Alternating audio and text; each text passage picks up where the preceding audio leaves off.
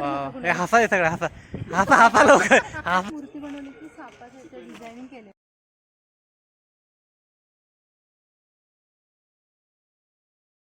Good morning, Shri Swami Samarth, जय श्रीराम. आज आम्ही जाणार आहोत अक्कलकोटला आणि त्यामुळे मी आणि स्मिता सगळ्यात पहिलं उठलोय लवकर 5 वाजता, कारण आम्हाला ह्या सर्वांचे आंघोळ पांघोळ सगळं होईपर्यंत एवढा वेळ होणार आहे. आम्हाला ॲक्च्युली 7 वाजता निघायचं आहे, पण वाटत नाहीये कारण बाकीच्यांचं अजून तेवढी तयारी झालेली नाही. आणि काल आमचे मिस्टर चिंचणीला गेल्यामुळे इतके थकलेत, अजून त्यांची झोप गेलेली नाहीये बघा, अजून ते आळसमध्येच आहेत. तर बाकीच्या ज्या दोघी आहेत छोटे गुंडू, तर हे छोटे गुंडू दोघी झोपलेत मस्त, त्यांना झोप आली की जाम. इशिकाला आणि इशिकाला आणि आद्विकाला किती मस्त झोपलेत बघा, झोपल्यापूर्वी किती क्यूट दिसतात ना. स्मिताची पूजा चालू आहे आणि बाकीच्या ज्या दुसऱ्या दोघी आहेत मोठ्या, तर त्यांचं बघा काय चाललंय तुम्हाला दाखवते. हे बघा, ह्या बघा, एकीची आंघोळ झाली आणि एक आंघोळीच्या मूडमध्ये, अजून तिला आंघोळ करायची. आमच्या शिवला जरा पटापट होत नाही सकाळ सकाळचं आहे ना, शिव चालच निघत नाही. आणि शनायचं कसं की नाही मी पटकन करणार आणि मी पहिले करणार, त्यामुळे तिचं अशा पद्धतीचं चालू असतं. ती आवरून बसले आंघोळ वगैरे करून. आणि स्मिताची पूजा झाली आता.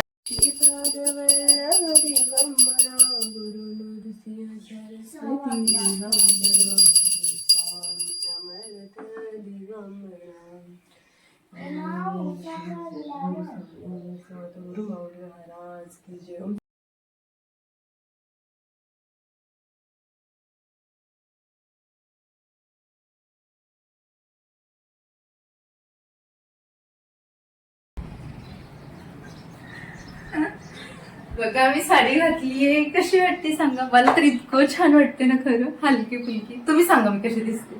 छान मस्त म्हणून म्हणतो यो साडी घालतो. हा, अशाच साड्या तुम्ही मला रोज नवीन नवीन घेत असाल तर मग मी घालेन. आता फक्त एकच गोष्ट राहिली, ती म्हणजे पिन व्यवस्थित झालेली नाही आणि ते यांचं काम आहे, त्यामुळे ते व्यवस्थित करतील नंतर, त्यांना तसं एक्सपिरियन्स आहे.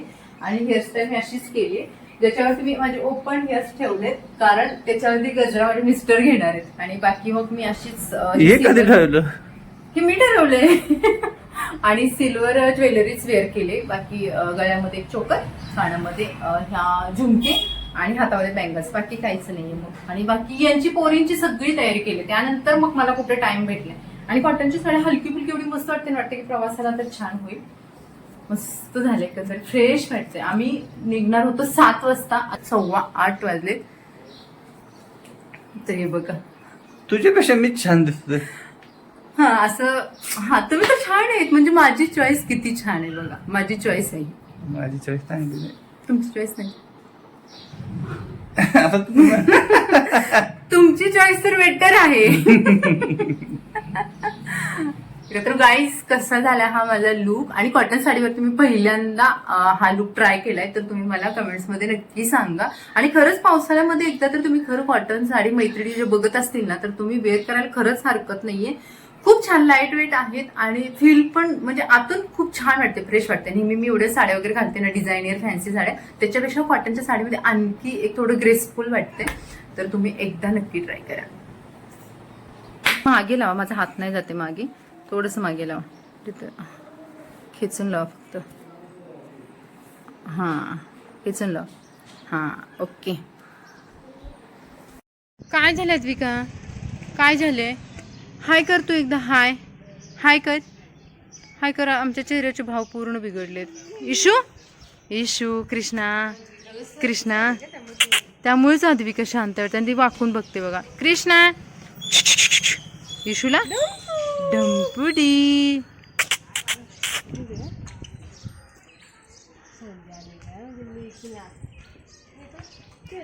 मला तर भाऊजी चालेल. इशू पण शांत झाले तर रे थोडी. काय झाले शांत, का झाले शांत?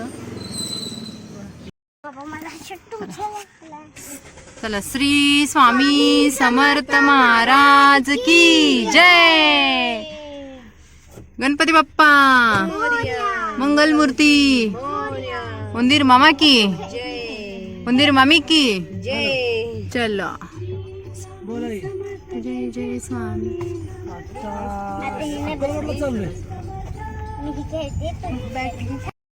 तर मंडळी, जसं की मी तुम्हाला लास्ट व्हिडिओमध्ये बोलली होती की मी साडी घेतली होती आणि अक्कलकोटला जाण्यासाठी, तर स्वामींच्या दर्शनासाठी मी फर्स्ट टाईम साडी घातली होती आणि खरंच खूप छान फील येत होतं की साडीमध्ये, आणि त्याच्यावरती मॅचिंग सिल्वर कलरची मी ज्वेलरीसुद्धा वेअर केली होती.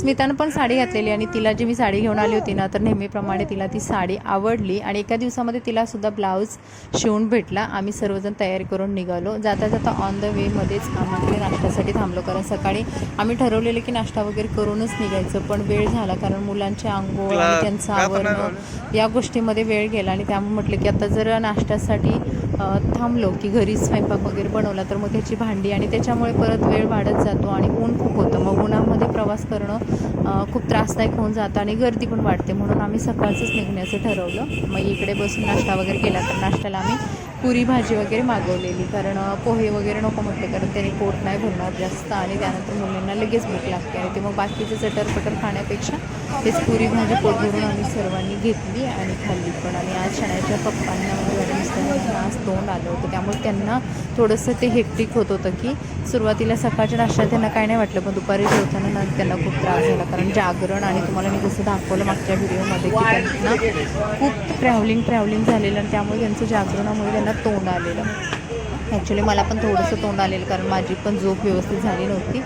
आम्ही इकडे नाश्ता वगैरे केला आणि मग स्वामींच्या दर्शनासाठी निघालो, कारण आम्हाला माहिती होतं की तिथं दर्शन झाल्यानंतर पण महाप्रसादाला लाईन असणार आहे. 2 मिनिटं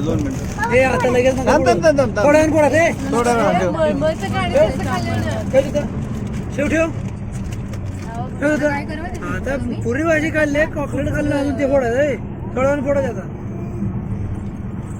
पाणी पिला काय? चॉकलेट खाल्ली, पाणी पिला, पाणी प्या. खाऊन कशी वाटलं? शिरा खातोय, सगळं खातोय, उपीट खातोय, पाणी पितोय, मस्त वाटलं. स्वामींना जय जय बाप्पा करायचे, तिथे जाऊन असं जय जय बाप्पा.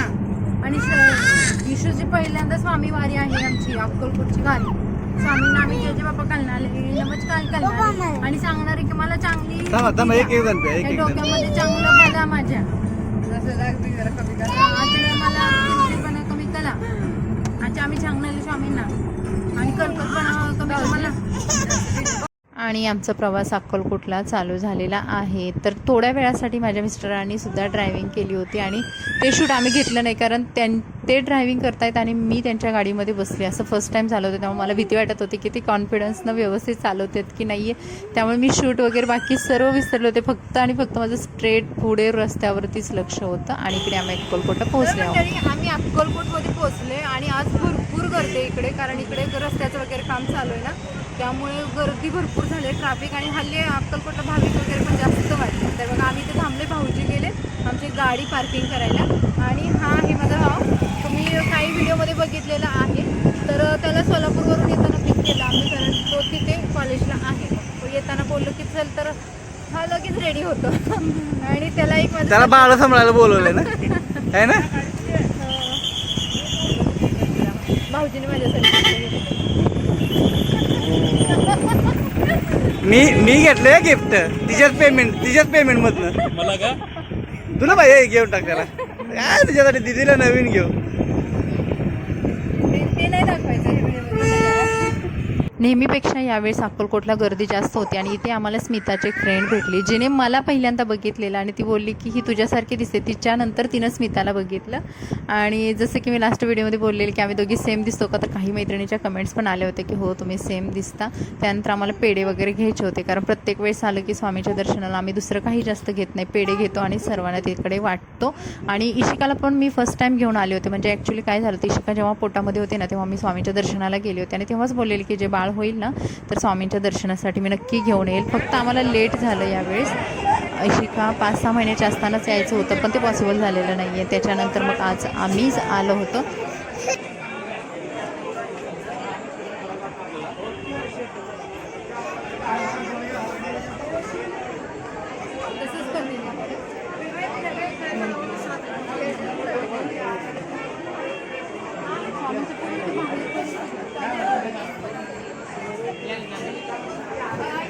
शनू कुठे आहे का?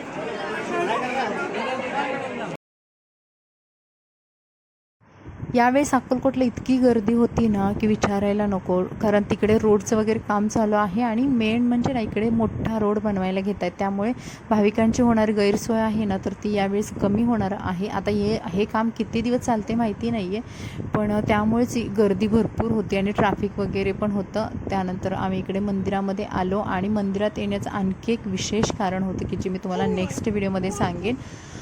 इशिकाला तर मला दर्शनासाठी आणायचंच होतं आणि बाकी दुसरं आणखी एक कारण होतं. तर इकडे स्वामींच्या दरबारात पोहोचलो आम्ही, पण आम्हाला इकडे सुद्धा वेळ लागला कारण कोणतरी VIP पर्सन आलं होतं आणि त्यांची आतमध्ये दर्शनाची दर्शन चालू होतं त्यांचं, त्यामुळे आम्हाला आतमध्ये सोडलं नव्हतं आणि लाईन आहे ना ती स्टॉप केलेली, त्यामुळे खूप म्हणजे कंजेस्टेड झालेलं आणि गरमी पण होत नाही कारण गावी तिकडे पाऊस नाही. सोलापूर साईडला वगैरे पावसाचं प्रमाण कमी असताना तिकडे उष्णता खूप गरम होतं त्या साईडला आणि लहान मुलांनी म्हणून आम्हाला खूप जास्त गरम होत होतं. पण थोड्या वेळानंतर मग लाईन वगैरे चालू झाली आणि दर्शन झालं, पण इतकी गर्दी असल्यामुळे ना दर्शन व्यवस्थित नाही होतं तिथे.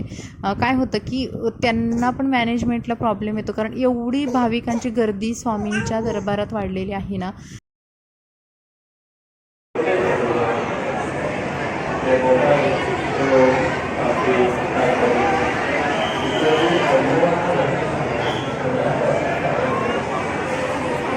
शानू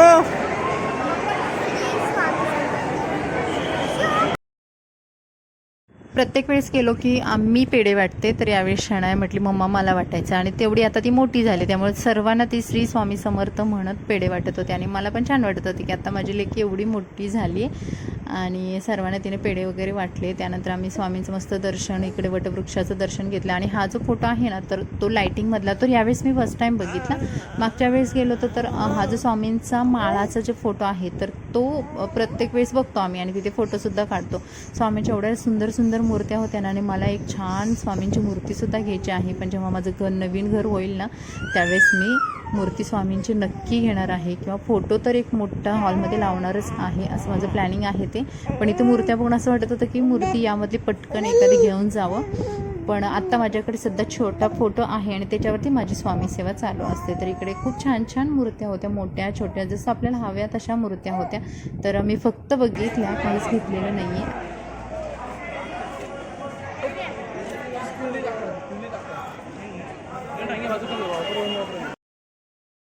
त्यानंतर आम्ही आलो तिकडे सोलापूर हायवे टच असणारं हे मंदिर आहे वीरस्वामी मंदिर आणि हे मंदिर इतकं सुंदर आहे ना बघा, प्राचीन काळासारखेचं बांधकाम आहे आणि आतमध्ये जी मूर्ती आहे तर ती 108 फूट मूर्ती आहे आणि इथे सर्वात महत्त्वाचं म्हणजे इथे काय आहे स्पेशल तुम्हाला दाखवते, चला पुढे.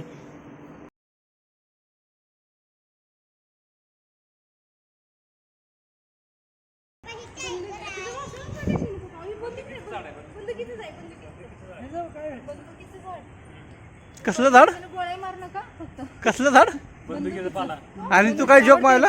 मी म्हटलं की यानं गोळ्या मार वा, हे हसा आहे सगळं, हसा हसा हसा लवकर हसा. हसायसाठी जोक मारला पण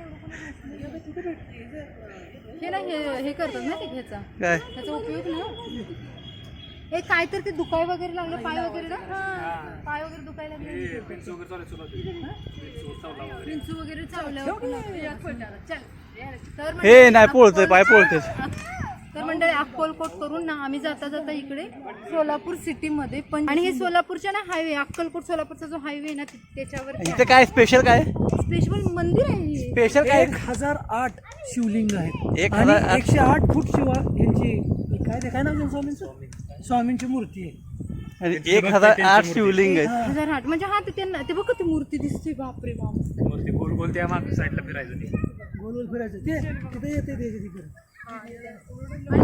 मंदिराच्या मोठ्या दरवाजातून एंट्री केल्यानंतर आपल्याला ही एक मूर्ती दिसते, जिथे आपल्याला 5 मुख असलेली मूर्ती दिसते आणि समोर एक मंदिर आहे आणि त्या मंदिराच्या बाजूला तुम्हाला शिवलिंगावरती एक मूर्ती दिसत असेल तर त्या मूर्तीची उंची 108 फूट आहे आणि त्याच्या बाजूला 1008 शिवलिंग आहेत आणि एवढे प्रचंड शिवलिंग असणारं हे मी बघितलेलं तर पहिलं मंदिर आहे. हे मंदिर खूप प्रचंड मोठं होतं मंदिर, आतमध्ये स्पेस वगैरे भरपूर होती आणि इथे त्या स्वामींची मूर्ती आहे बघा. इथे स्मिताला घंटी वाजवायची होती पण तिच्या हातालाच येत नव्हती कारण घंटी एवढी उंच आहे, तर तिच्या मिस्टरांनी तिला उचलून घेतले बघा आणि त्यानंतर तिने ती घंटी वाजवली आणि मी इशिकाला घेऊन आतमध्ये गेले होते कारण खूप थकल्यासारखं झालेलं प्रवास वगैरे करून आणि पायऱ्या वगैरे चढून, कारण हे शूट करत होते त्यामुळे इशिका माझ्याकडे होती.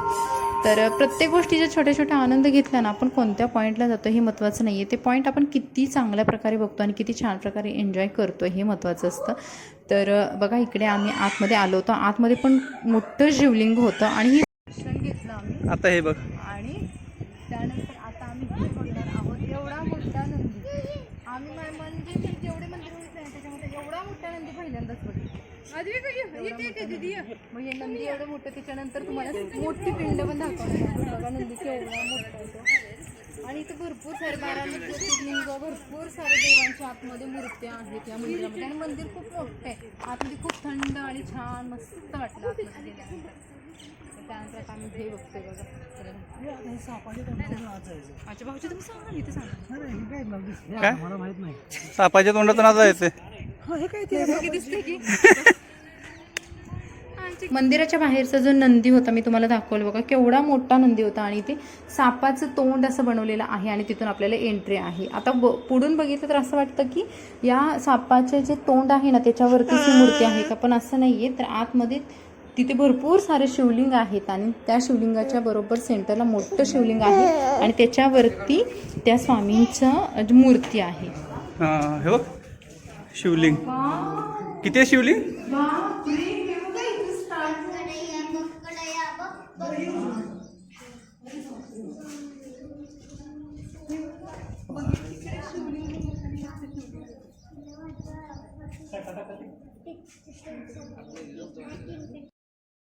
बघाल तुम्ही किती प्रचंड प्रमाणात शिवलिंग आहेत आणि तितक्या छान प्रकारे अरेंज केलेले आहेत.